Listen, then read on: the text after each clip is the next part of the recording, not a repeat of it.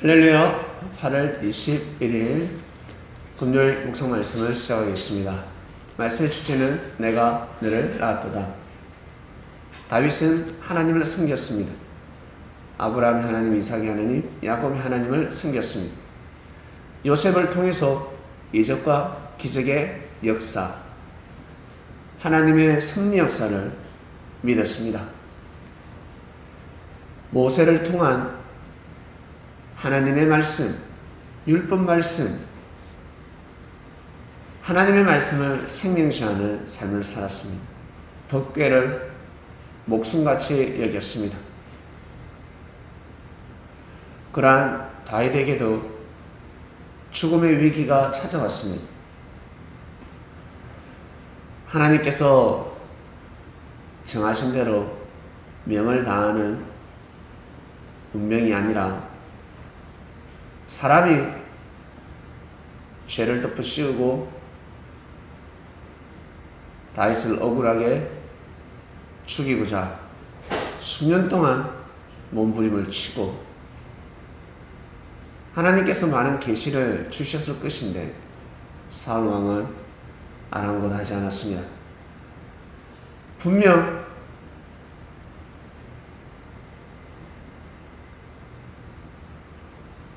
악신을 느꼈고 하나님의 신을 느꼈습니다. 폐인처럼 살 때 왕이지만 폐인처럼 살았습니다. 절뚝발이 인생을 살았습니다. 정말 왕의 자리에서 큰 은혜를 누려야 하는 자리에서 은혜를 누리지 못하고 시험에 빠지고 삶이 왜 이럴까? 너무나 괴로운 삶을 살고 있을 때에, 인생을 포기하고 있을 때에, 삶을 주관하지 못하고 있을 때에 다윗이라는 사람을 통해서 큰 은혜를 입었습니다. 악신이 떠나가 버렸습니다. 놀라운 역사가 일어났습니다. 궁중 악사들이 얼마나 연주를 많이 했으며 기쁨조들이 얼마나 찬양을 많이 했겠습니까? 춤을 많이 췄겠습니까? 그러나 자신의 마음을 위로해 줄 자는 아무도 없었습니다. 사람의 마음으로 되는 것이 아니었습니다. 물에 빠졌으니 자기가 나올 수 없는 것입니다. 누군가 구해줘야 합니다. 다윗이 흑암 속에 빠져있는, 마치 고래 뱃속에 갇혀있는 사울 왕을 건져냈습니다. 살려주었습니다. 놀라운 역사 아니겠습니까? 그럼에도 불구하고 사울은 다윗을 죽이고자 했습니다.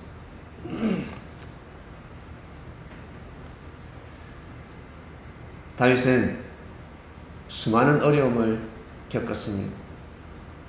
삶 속에서 수많은 고통을 당했습니다. 하나님께서 다윗에게 주신 말씀들이 있습니다. 그 말씀들을 나중에 기록하였습니다.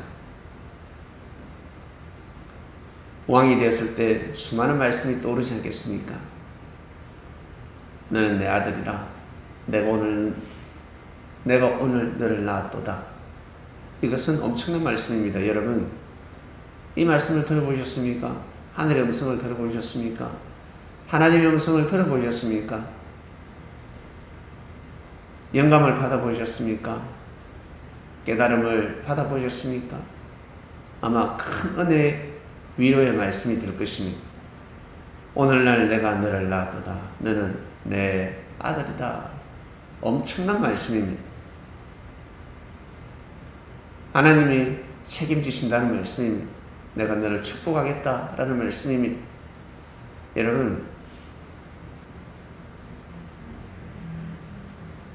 아들은 심판할 수 없습니다. 아들은 끝까지 아들이기 때문에 죽어도 같이 죽고 살아도 같이 살고, 아니 내가 죽더라도 살려야 하는 존재가 아들입니다. 분명히 죽습니다. 그러나 아들이기 때문에 내가 죽고 살려야 하는 존재입니다.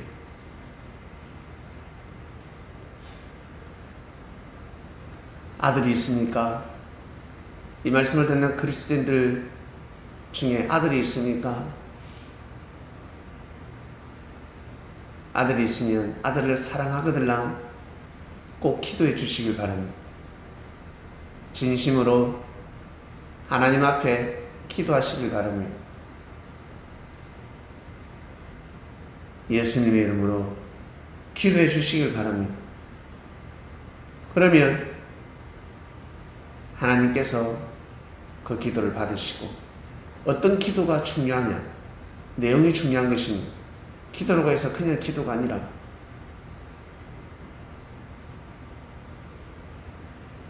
하나님 아버지의 아들이지 않냐?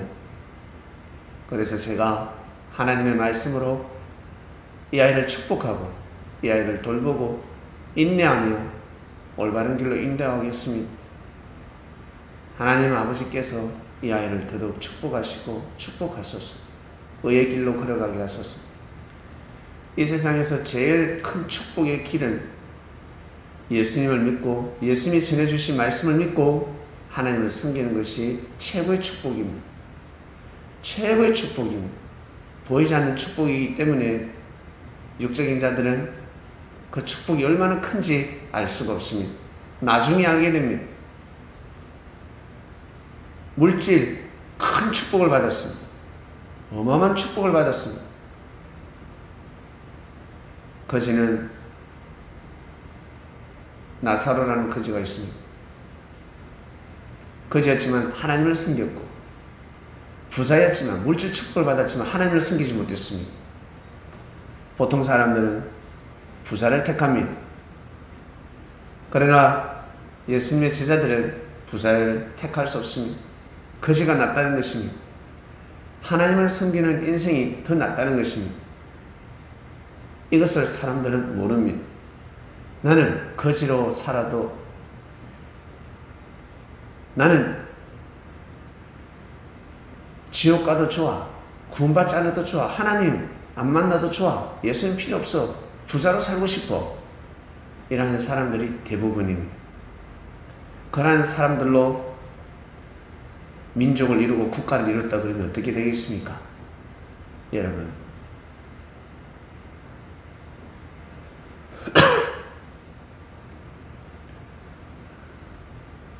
아들이 있거들랑 아들을 위해서 기도해 주시길 바랍니다. 딸이 있거들랑 딸을 위해서 기도해 주시길 바랍니다. 제 딸이지만 진짜 부모는 하나님 아닙니까? 저 또한 이 아이의 부모지만 하나님의 아들이자 딸입니다. 그러니 이 아이를 하나님 아버지께 맡깁니다. 축복해 주세요. 라는 기도를 하시길 바랍니다. 그리고 나는 전도를 하고 싶다, 나는 생명을 살리고 싶다, 복음을 전하고 싶다 하시는 분들은 자기 부모님을 위해서, 그리고 형제를 위해서 간절히 기도하시길 바랍니다. 먼저는 그 기도를 하셔야 합니다.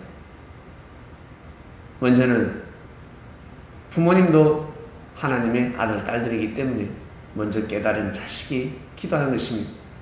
우리 부모님을 하나님 아버지께 의탁합니다. 하나님 아버지, 우리 부모님의 영혼을 구주 살펴주시옵소서. 생명을 위해서 늘 기도하십니까? 교회가 잘 되길 위해서 기도하십니까? 여러분 개개인 물질 축복을 받고 싶다고 기도하십니까? 그러면 먼저 그 기도하기 전에 먼저 기도해야 될 내용이 있는데 부모님을 위해서 기도해 주시길 바랍니다. 살아계신 부모님이 있다면 부모님을 위해서, 저는 우리 부모님이 안 계시는데, 그러면 부모 역할을 하는 사람을 위해서 기도해 주시길 바랍니다. 저는 부모님의 역할을 하는 어른도 없습니다. 그러면 옆에 형제를 위해서, 자기에게 잘해주는 형제를 위해서 먼저 기도해 주시길 바랍니다. 그러고 난 다음에 자기가 받고 싶은 물질 축복을 위해서 기도하시길 바랍니다. 자기가 바라고 원하는 소원을 위해서 기도하시길 바랍니다. 기도의 순서가 있습니다. 먼저 기도해야 될 것이 있습니다. 먼저. 나는 정말 젊은이들에게 복음을 전하고 싶다 하시는 분이 있거들라 자기 자식을 위해서 날마다 기도하시길 바랍니다. 나는 자식이 없다. 그러면 자식 같은 형제가 있을 것입니다. 그 형제의 이름을 듣고 늘 기도해 주시길 바랍니다. 그것을 먼저 하셔야 영적인 세계의 질서가 바로 잡히게 됩니다. 여러분 한번 생각을 해보세요. 형제에게 따뜻한 마음이 없는 사람이 계속 자기 뜻만 위해서 물질 축복을 위해서 누군가 기도하고 있다. 실감나게 느껴볼까요? 여러분 직장에서, 여러분 다니는 직장에서 형제를 무시하고 형제에게는 기본적인 도리도 하지 못하면서 월급을 많이 받고자 몸부림을 치고 승진하고자 애를 쓰는 사람 어떻습니까? 꼴불견입니다. 그런 사람에게 축복이 내려가면 어떻습니까? 이 회사 잘못됐다라고 합니다.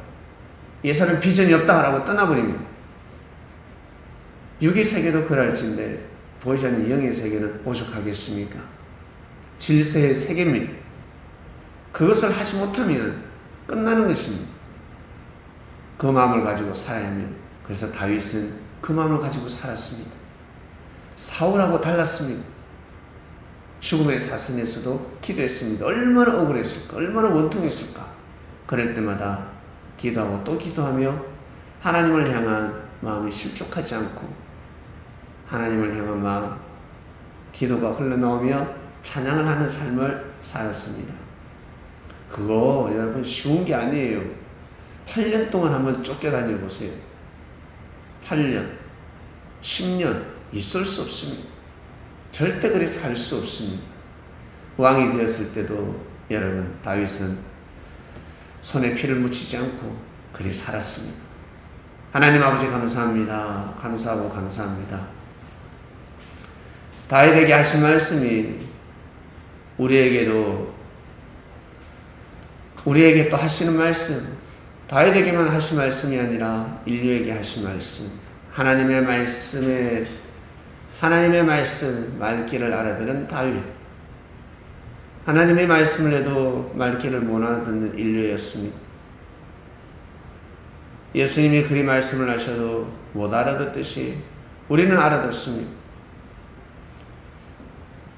하나님 아버지께서 내가 너를 낳았도다 이 말씀이 무슨 뜻인지 알고 어떠한 마음을 먹고 삶을 살아가야 되는지 더욱 알게 되는 시간이었습니다.